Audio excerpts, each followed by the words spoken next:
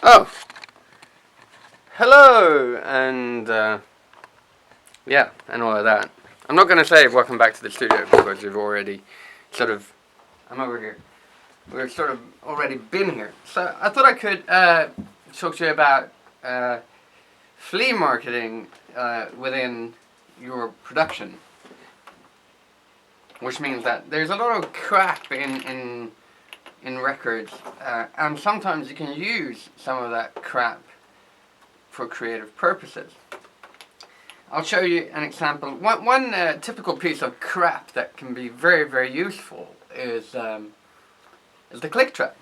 On this track, it sounds something like this.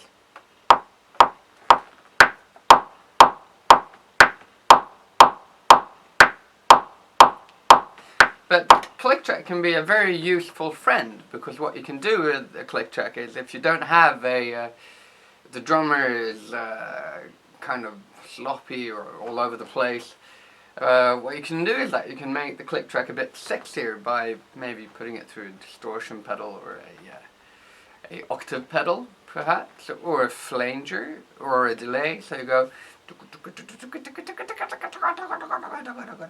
and all of a sudden you've got some kind of fairly a rhythmic arpeggiator that's sort of like puts a grid on the track without it being a click track, because everyone hates click tracks.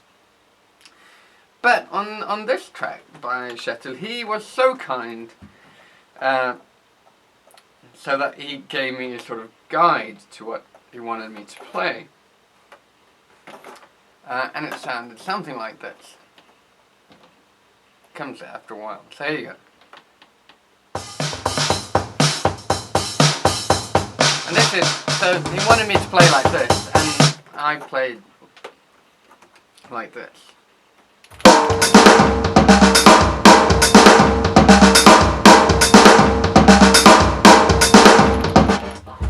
So it's pretty much the same thing. But that's not the important thing. His guide drum has got some kind of a good energy to them. The problem with the drums is that they're programmed drums that are supposed to sound like they're played, which I found to be generally horrendous, because I like drum machines to be drum machines and drummers to be drummers.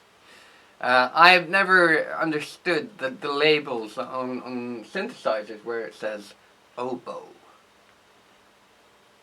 because it never sounds like an oboe. It's like in the same neighborhood, but why not call it sound number one?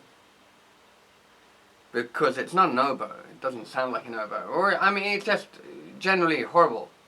My friend Ola from Pine Forest and Nanook, he always loves the sound fantasy.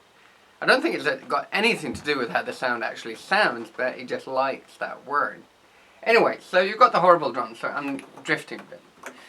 So you've got the horrible drums, and what I did was that I took the horrible drums and I sampled them. And I sampled them through this wonderful keyboard, the Casio SK1, and then I pulled it through the modular system and then in through a compressor.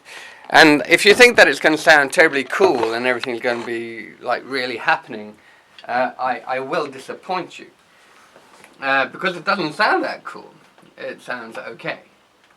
So this is what my sampled Kjetil drum beat sounds like.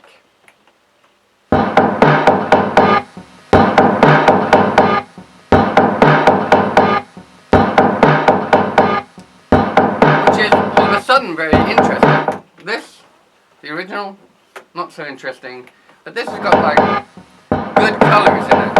And then you put up bass and drums from my drums.